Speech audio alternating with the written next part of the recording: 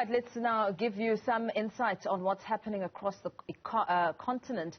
The Economic Community of West African States met this week to discuss whether or not to impose more sanctions on Burkina Faso. It comes after the West African country was overtaken by a military coup induced by a long-standing security crisis in the country. The African Union suspended Burkina Faso this week from its Peace and Security Council. Additional measures include the closure of borders by Ecowas members, an embargo on trade and financial transactions, as well as targeted sanctions against individuals. For more on what we should know about why these coups are significant, we're joined by Dr Swikani Ncube, who's a senior lecturer at the University of Johannesburg. It certainly has been a very busy week as we take stock of what has happened and the leaders coming together to find some sort of viable solutions. A very good morning to you, Dr Ncube. Thank you for your time. What do you make of how the talks have gone so far and these developments in this troubled area?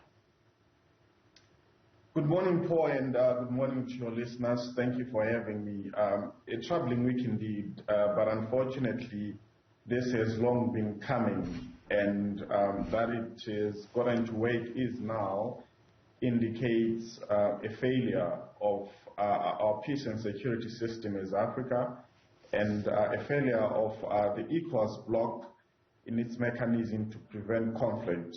Now, getting back to the issue of the talks, I don't think there's really much that will come out of it, because listening to the first mission that was dispatched to Burkina Faso some 5-6 days ago, they clearly said, we're here to talk to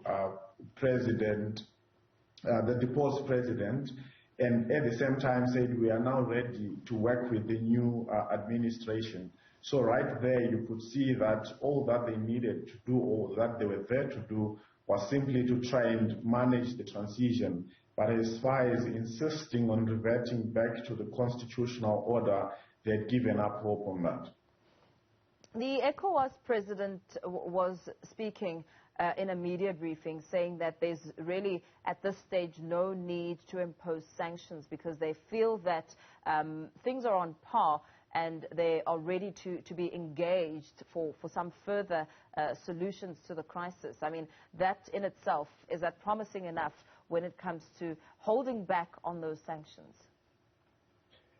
Well, it is promising, but I think they are driven more by what is happening in Mali and what preceded it than what is just happening in Burkina Faso, because the tough stance as far as sanctions are concerned has been tried in Mali, and that has had the opposite effect, in that it has galvanized the Malians behind the military junta, and has pretty much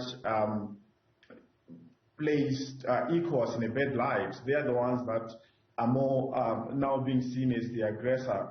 So I think their stance on Burkina Faso is more influenced by what is happening in Mali more than what has just transpired in Burkina Faso. Because if we're going to go by their normative frameworks, it's clear that when there's been an unconstitutional change of government, the steps that have to be taken are set out. There has to be that suspension. There have to be that imposition of sanctions if the military do not cooperate and so forth. So I think their stance is more based on the fear of repeating what has happened in Mali more than just what is happening in Burkina Faso. As you make mention of Mali, we know that Ghana President Nana Akufo-Addo has almost sent out a word of caution about the ripple effect about that coup in Mali, how it almost seems contagious to the rest of the other areas, and that should be something of massive concern. It is of massive concern, Paul, but I think to try and maybe map out a picture for our viewers, this is not just about power, to be frank. It's about human security. It's about governance. So when the conversation is reduced to just coups and power transfer, it suggests that the military is stepping in simply because they want power, simply because they are power hungry, but quite the opposite. coups are not contagious. What is contagious is the dissatisfaction with bad governance. And when people in country A see that people in country B have expressed an opinion about bad governance, they may be motivated. So instead of looking at it as coups being contagious, I look at it as dissatisfaction with poor governance being contagious.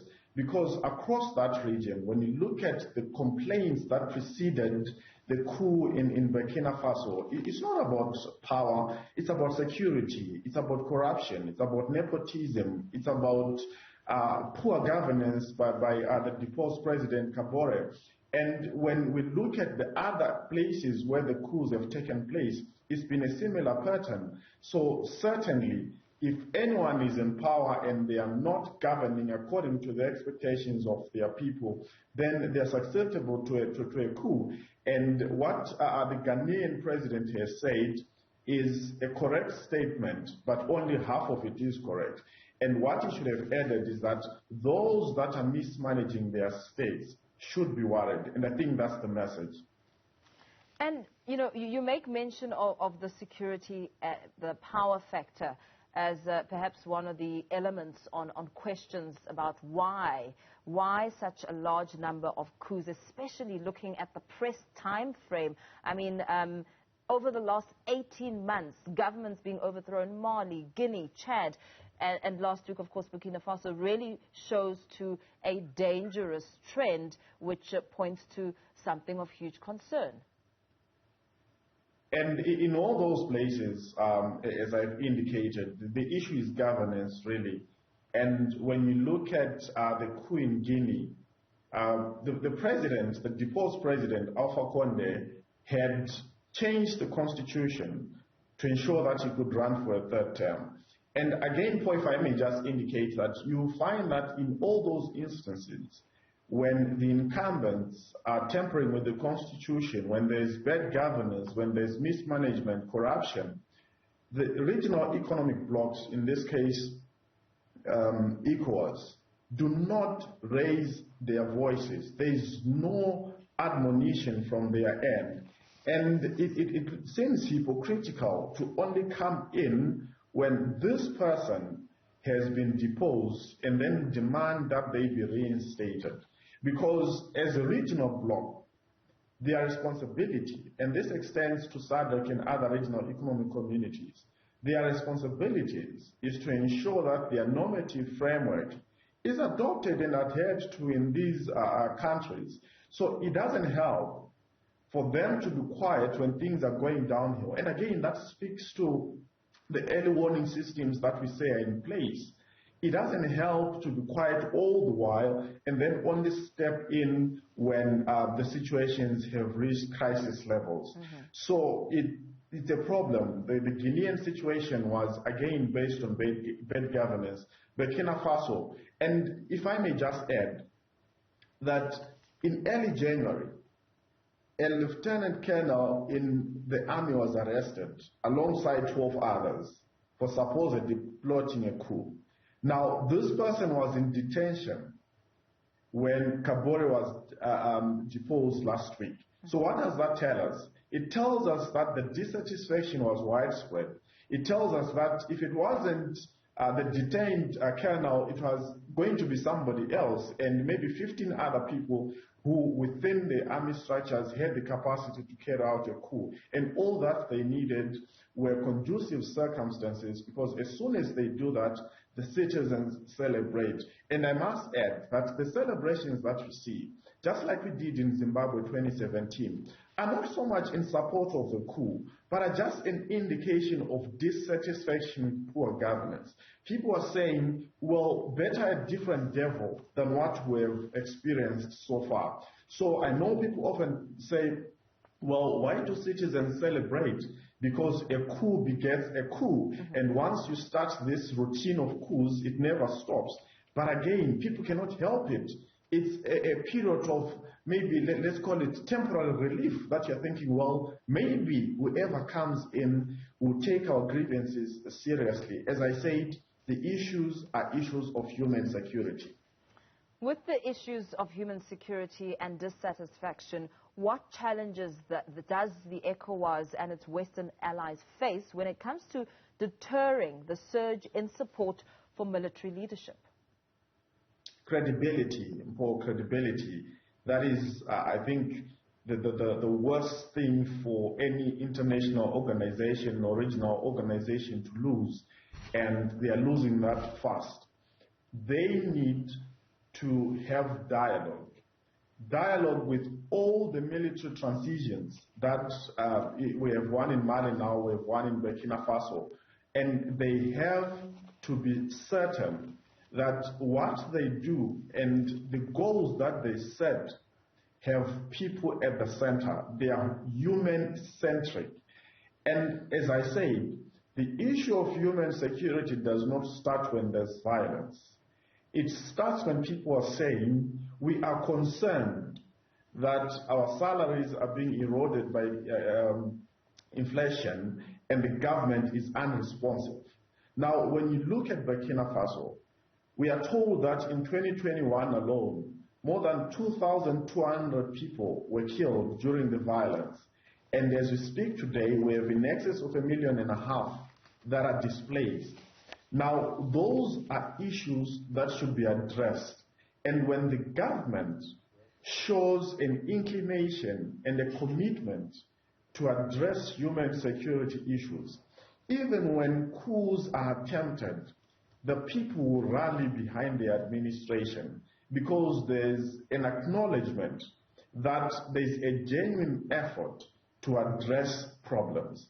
So the Ecowas as an economic bloc, as a regional bloc, has to ensure that the normative framework that they have in place is adhered to.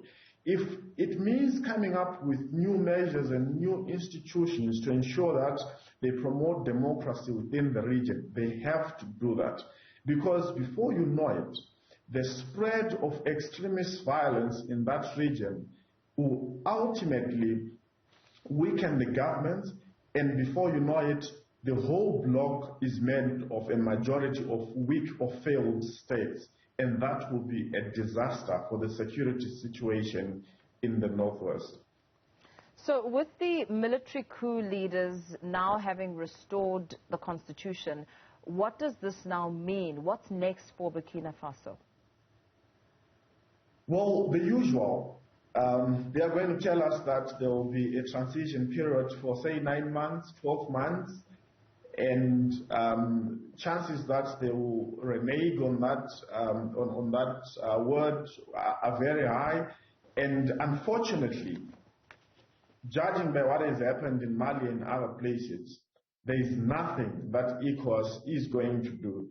And I must add that it's at this time that I feel personally that the African Union must step up, because, of course, right now they subscribe to the principle of subsidiarity, where the regional economic community that is operational in that region is given the opportunity to deal with the crisis.